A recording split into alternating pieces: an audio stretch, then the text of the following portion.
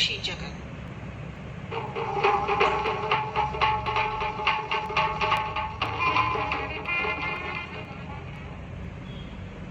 इस कार्यक्रम में आज हम आपको सुनवा रहे हैं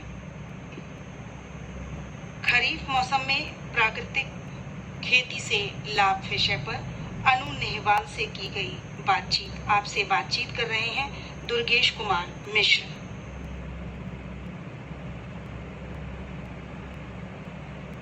पंचों, देखा आज के समय में एक अपने सबके बड़ी चुनौती बा कि खेती के लागत कैसे कम की जाए और ज्यादा से ज्यादा आमदनी कैसे बढ़ावा जाए। पहले जैविक खेती आए, अब आए प्राकृतिक खेती। प्राकृतिक खेती का आटे ओकर कैसे प्रयोग की जात है और उसका प्रयोग करके आपन फसल के उत्पादन कैसे बढ़ावा जा सकता है। और खासकर यह समय खरीफ मौसम में आज यह सबके जानकारी दे के बदे अपने कार्यक्रम में अनु नेहवाल जी आए हैं। आप विशेषज्ञ हैं प्राकृतिक खेती के संबंध में। अनु नेहवाल जी, आपके कार्यक्रम में स्वागत बाटे। सबसे पहले अपने पंच भैया के ये बताओ कि प्राकृतिक खेती आकर। प्राकृतिक खेती कोई नई प्रकार की पद्धति नहीं है। ये भारत में प्राचीन काल से होती आ रही है, लेकिन जब से हरित क्रांति आई है इसमें किसान इसे एक तरह से भूल गए हैं। किसानों ने हरित क्रांति तो अपनाई, इससे बहुत आमदनी भी पाई, बहुत उपज भी हुई, लेकिन इसके बहुत दुष्परिणाम भी पाए गए। फिर इससे निजात पाने के लिए किसान भाई जैविक खेती पे गए, पर जैविक खेती में ये पाया गया कि इसे संपूर्णतः अच्छी आमदनी, अच्छी उपज देने के लिए बहुत समय लगता है। कम से कम 3 से 4 साल तक खेत को यूं ही छोड़ा जाता है, उसके बाद ही वह कुछ उपज देता है। तो इस सब समस्याओं से जूझते हुए किसान भाई आज के समय में अपनी पुरानी प्राकृतिक खेती को अपनाकर अपनी उपज बढ़ा सकते हैं, आमदनी बढ़ा सकते हैं। और यह एक तरह की कम लागत की, इसमें किसी प्रकार की अधिक लागत या बाहरी खाद या दवाइयों का इस्तेमाल नहीं किया जाता। मतलब पूरी तरह में रसायन मुक्त है और जैविक से भी बेहतर है। इसमें किसी भी तरह की खाद बनाने का कोई झंझट नहीं है कि हमें कंपोस्ट बनाना है कि सारे खेत, मतलब खाद के भी झंझट से दूर रहेंगे। इसमें क्या सबसे महत्वपूर्ण है कि किसान भाई के पास में देसी गाय हो, जो कि सभी किसानों के पास में आमतौर पे पाई जाती है। और कुछ महत्वपूर्ण जड़ी बूटियों वाले वृक्ष होते हैं, जैसे नीम है, आम है, करंज है, ये सब भी खेतों के आसपास किसान भाई लगाते ही हैं। इनकी पत्तियां बहुत ही महत्वपूर्ण हैं खेती के दौरान, प्राकृतिक खेती में। और कुछ घरेलू मसाले जैसे हरी मिर्च है, लहसुन है, इन्हीं सब का इस्तेमाल करके किसान भाई बहुत अच्छी तरीके से बहुत अच्छी उपज पा सकते हैं और साथ ही साथ अपनी आमदनी भी बढ़ा सकते हैं। अनु जी, जैसे इस समय खरीफ मौसम, अगर हम उदाहरण के तौर पे देखें तो अगर हमका धान के फसल लेगा है तो धान के खेती हम प्राकृतिक तरीके से कैसे करते हैं? देखिए, धान की खेती में बाकी फसलों के मुकाबले धान में थोड़ी ज्यादा मेहनत लगती है, क्योंकि इसमें 2 बार खेत तैयार करना होता है, एक नर्सरी के लिए फिर मुख्य खेत। तो सबसे पहले किसान भाई नर्सरी को तैयार करें। नर्सरी तैयार करने के लिए जैसे पारंपरिक तरीके से जुताई की जाती है, जुताई करें। आखिरी जुताई के समय 250 से 300 किलो के प्रति एकड़ की दर से घन जीवामृत मिलाकर बढ़िया से जुताई कर सिंचाई कर दें। घन जीवामृत एक तरह का ठोस खाद है जो कि गोबर से ही बनाई जाती है। देखा, खुद बनावा कि बाजार में मिला? अगर आप खुद बनाए तो ज्यादा अच्छा है। जो आपकी देसी गाय है आपके पास में, उसी के गोबर को, इसको बनाने के लिए जैसे आपको 200 से 300 किलो डालना है तो आप 200 से 300 किलो गोबर लें। थोड़ा सूखा होना चाहिए, बहुत गीला नहीं, थोड़ा सूखा गोबर। उसको बढ़िया से चूरा करके उसमें 2 से 3 किलो बेसन डालें, 2 से 3 किलो गौमूत्र डालें, 2 से 3 किलो देसी गुड़ या शक्कर जो मिलता है वो डालें और अपने खेत की मेड़ की मृदा को मिलाकर बढ़िया से पूरा मिलाकर अपने खेत में डाल सकते हैं। इसके बाद में नर्सरी में बीज रोपण के लिए बीजामृत से बीजों को उपचारित करके ही खेत में डालें। जी का वो वैज्ञानिक भाषा में बीज शोधन।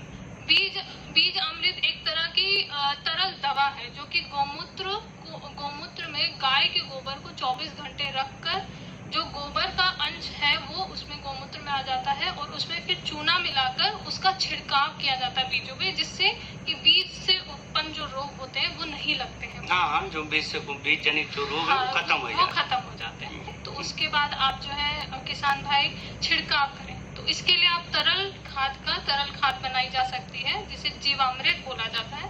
जैसे घन जीवामृत बनता है उसी तरह से तरल पदार्थ मतलब पानी की मात्रा ज्यादा लेते हुए 200 लीटर पानी में आप 20 से 30 किलो घन जीवामृत मिलाकर 2 से 3 दिन तक के लिए रख दे ढककर किसी भी जूट के कपड़े से, और सुबह शाम खिलाते रहे, तो इससे आपका जीवामृत तैयार हो जाता है। बहुत कठिन नहीं है ये।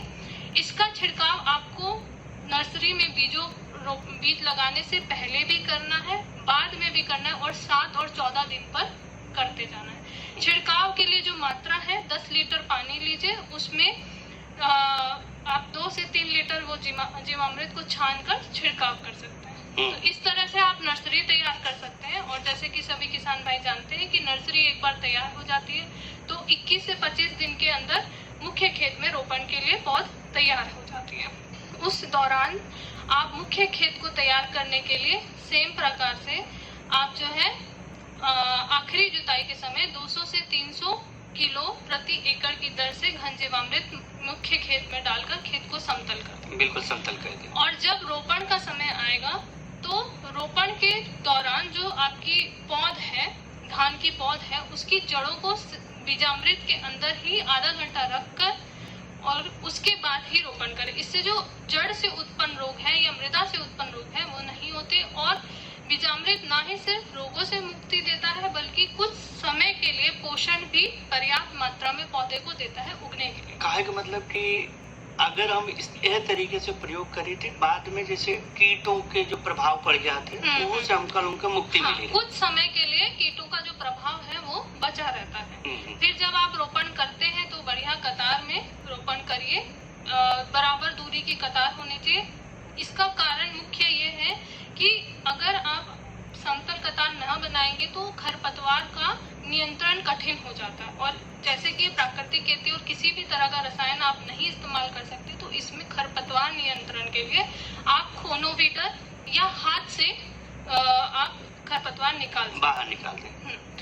और उसके बाद में किसान भाइयों के मन में सवाल आ रहा होगा कि फसल तो काफी समय लेती है, धान की फसल में समय लगता है, तो पूरा पोषण कैसे बरकरार रखें। तो किसान भाई या तो सिंचाई के द्वारा जीवामृत जो है 200 लीटर या 300 लीटर जो है सिंचाई के द्वारा प्राप्त करा सकते हैं, नहीं तो फिर हर 15 से 20 दिन पे छिड़काव करें जीवामृत का, जिसके लिए 200 लीटर पानी में 20 लीटर जीवामृत छान कर मिलाकर बढ़िया से छिड़काव करते रहें।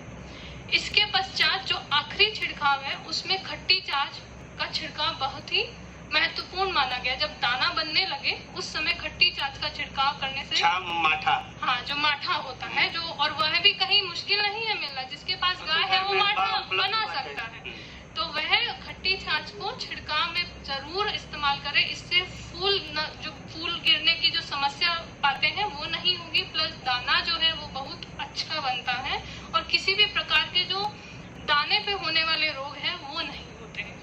अनु जी, सबसे बड़ी चीज बाकी ये तो धान की बात रही, अन्य जैसे अगर फसल ले जाए तो कौन बात के ध्यान रखें?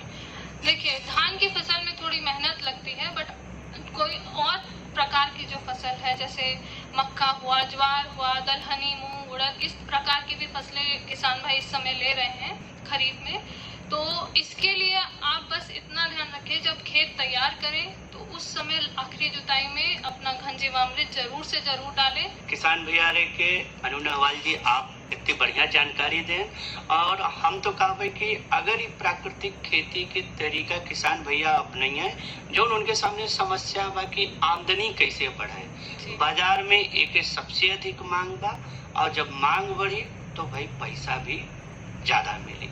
अनु जी, आप आए, इतनी बढ़िया जानकारी हमें दी, आपके बहुत बहुत धन्यवाद।